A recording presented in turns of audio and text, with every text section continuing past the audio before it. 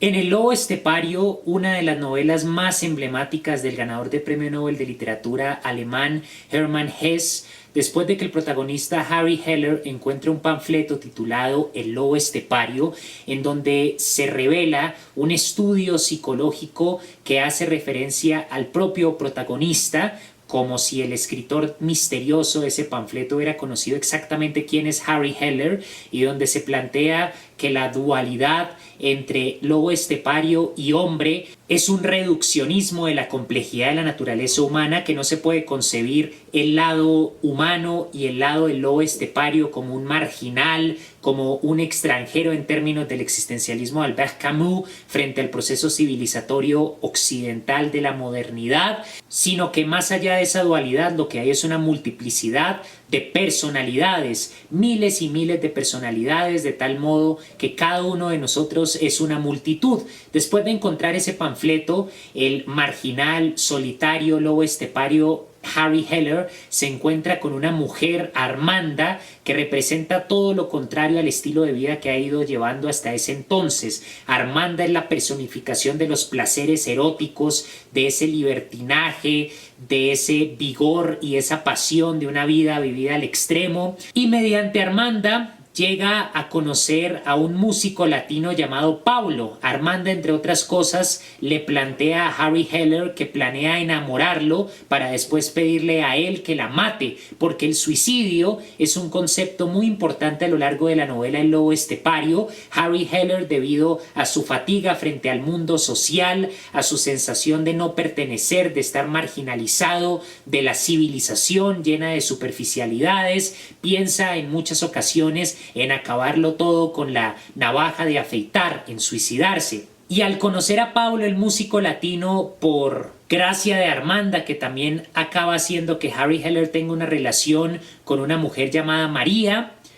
Harry Heller encuentra algo que se llama el teatro mágico dentro de la trama de la novela, y en ese teatro mágico Pablo le presenta una serie de espejos. En el primer espejo hay un letrero sobre la venta de automóviles. Harry Heller atraviesa ese espejo como si fuera un portal hacia otro mundo y llega a una realidad distinta en donde la humanidad está enfrascada en una guerra contra las máquinas, y allá encuentra un amigo de la infancia, Gustavo, que asesina a unas personas que van en un auto solamente porque el auto va demasiado rápido y solamente por el placer de matar, y tiene toda una aventura en el contexto de ese otro mundo en donde la humanidad tiene una guerra con las máquinas. Luego vuelve al salón de los espejos mágicos y encuentra un espejo que dice la risa de los inmortales, haciendo referencia a una conversación sobre la eternidad, sobre un retrato de Goethe que tuvo Harry Heller con su amante.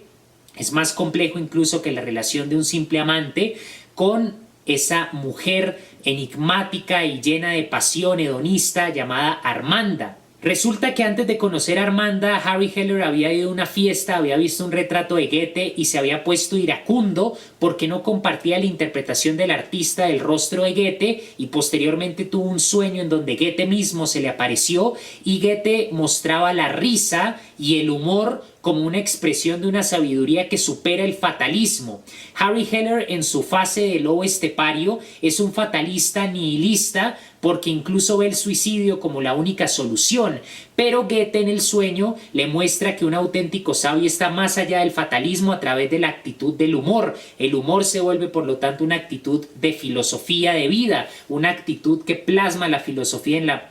manera en la que lidiamos con nuestra propia existencia y con el sufrimiento. Al hablar con Armanda de ese sueño, Armanda le habla acerca de la risa de los inmortales y de la eternidad, y es justamente en ese espejo mágico, en el espectáculo que le presenta Pablo, el músico latino, que encuentra durante una fiesta de máscaras en donde baila con muchas mujeres y tiene una experiencia de la sexualidad muy particular, en donde finalmente comienza a tener una interacción física con Armanda. En el contexto de esos espejos mágicos que encuentra, ya cuando la fiesta se ha prolongado hasta el amanecer, encuentra un segundo letrero que dice la risa de los inmortales. Atraviesa ese espejo, como le ocurrió cuando atravesó el primer espejo donde se mostraba el letrero de los automóviles, y llegó a otro mundo en donde la humanidad tenía una guerra contra las máquinas. Al atravesar el espejo de la risa de los inmortales llega a un mundo en donde hay un festival de músicos que van caminando detrás de figuras de la música importantes como Wagner, entre otros, que están condenados para pagar las culpas de su época, es decir, de los gustos musicales de la época a la que pertenecieron. En el caso de Wagner, una excesiva instrumentalización. Mozart, que es el músico admirado por el protagonista de la novela El lobo estepario, Harry Heller, aparece y muestra la misma actitud de ironía desbordante y de humor que representaba Goethe en El sueño cuando se le presentó a Harry Heller, el protagonista, el lobo estepario. Mozart llega, a pesar de que Harry Heller lo admira y lo considera uno de los inmortales y uno de los más grandes músicos de todos los tiempos y se avergüenza de la música de su época, llega a desesperar tanto a Harry Heller con su actitud de humor y con su actitud de la risa de los inmortales que Harry Heller le jala la peluca y esa peluca se vuelve inmensa como si atravesara los cuerpos celestes del firmamento y de nuevo vuelve Harry Heller a ese laberinto de espejos, cada uno de los cuales lo lleva a una realidad distinta que tiene un significado psicológico en esa búsqueda del lobo estepario por superar el fatalismo, por encontrar una alternativa al suicidio. Es una obra muy psicológica que aplica conceptos del existencialismo, de la filosofía de Nietzsche, del pesimismo de Schopenhauer,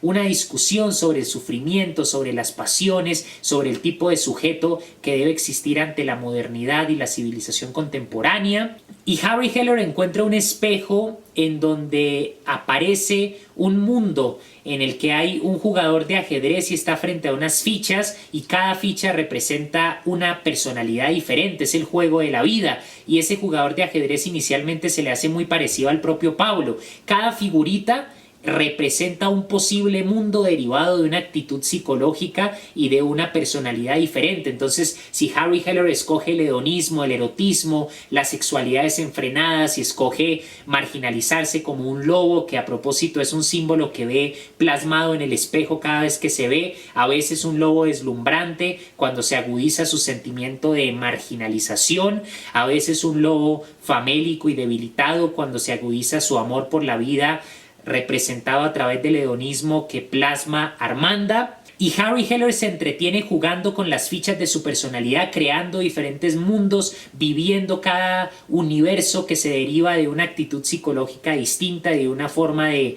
concebir y vivir la existencia diferente. Y finalmente Harry Heller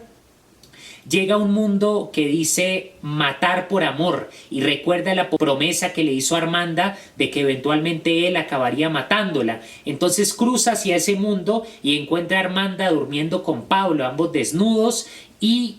abrumado por los celos y también queriendo honrar la promesa que le hizo Armanda o quizá tratando de convencerse de que está haciendo algo honorable honrando la promesa cuando en el fondo está actuando solo por los celos, toma un puñal y apuñala a Armanda y luego Pablo sale, mientras en ese mundo Armanda se desangra. Luego entra Mozart vestido con un traje de paño y tiene una radio y al prender la radio obliga a que Harry Heller escuche la maldita música del mundo cotidiano, así es como se expresa, la maldita música del mundo cotidiano, y comienza a reírse y a burlarse del fatalismo de Harry Heller, recordándole la risa de los inmortales, que es aquella actitud filosófica del humor y de la ironía que supera el fatalismo melodramático que solamente ve en el suicidio la única acción coherente frente a la tragedia de la existencia en el caso de la condición humana.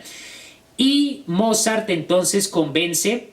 a Harry Heller de que se confiese, le pregunta si está dispuesto a confesarse y Harry Heller cede y es llevado a otro mundo en donde es juzgado, hay una guillotina y hay unos jueces y los jueces lo condenan a sufrir la pena de la risa por haber profanado el teatro mágico, ese teatro de los espejos. Cada espejo representa un mundo distinto a partir de una personalidad, por lo tanto una filosofía de vida diferente. Y Harry Heller vuelve entonces al salón donde había estado desarrollándose la fiesta con las máscaras, ve que el jugador de ajedrez que le presentó las fichas de la personalidad, ve que Mozart ya no es Mozart ni es ese enigmático jugador de ajedrez, sino que ambos son una misma persona, Pablo, y vuelve lentamente al mundo real donde se había estado desarrollando la historia y ve a Armanda, a la que había apuñalado en uno de esos mundos fantásticos que accedió gracias a uno de los espejos en ese teatro mágico. y termina concluyendo que necesita una segunda oportunidad para volver a jugar ese juego de la vida y regresa a ese mundo de los espejos mágicos. Es una obra formidable, alucinante, que explora la condición humana en un sentido muy filosófico. Es un extranjero en el sentido de la obra de Camus, alguien que se siente marginalizado por el proceso histórico, por la civilización, que detesta la música de la época, alguien muy ajeno a los comportamientos tradicionales exigidos por la sociedad, que finalmente acaba encontrando el hedonismo, el placer, y descubre la risa de los inmortales, el humor, como una actitud que supera el fatalismo que lo había estado consumiendo, y redescubre su vida ya no como un tormento que solamente debe llevar al suicidio como la única escapatoria, sino como un universo de posibilidades que él mismo debe manipular como si fueran fichas en un tablero de ajedrez, hasta descubrir la magia de estar vivo y descubrir un mundo donde ya no valga ese fatalismo dentro de esos distintos mundos que le mostró el teatro mágico de los espejos gracias a Pablo. Y por lo tanto Harry Heller continúa ilusionado con la posibilidad de manipular esas fichas que representan la compleja dimensión de la psicología humana. Hay reflexiones muy importantes que critican el dualismo psicoanalista de lo consciente y del inconsciente. La conciencia representaría el hombre y lo inconsciente representaría el lobo estepario. La idea también de Carl Gustav Jung de la sombra. Y en el Tratado del Lobo Estepario se critica, que encuentra protagonista, se critica ese dualismo simplista y se propone más bien una idea múltiple de que el ser humano, cada individuo, alberga una multiplicidad de distintas personalidades y que la vida no debe verse como una dualidad antagónica entre el lobo estepario y la figura del hombre, sino como una multiplicidad de diferentes identidades con las que se debe jugar, a las que se debe conocer, de tal manera que la vida es un juego en el cual se debe mover de distintas formas las fichas para vivir diferentes mundos, para redescubrirse y reinventarse, que es finalmente una de las posibles interpretaciones de esta maravillosa historia, de este relato con una gran significación filosófica, psicológica, y que toca lo fundamental del lirismo, como dice Émile Cioran en Las cimas de la desesperación, que al final de todo lirismo se encuentra la universalidad que oculta toda experiencia subjetiva.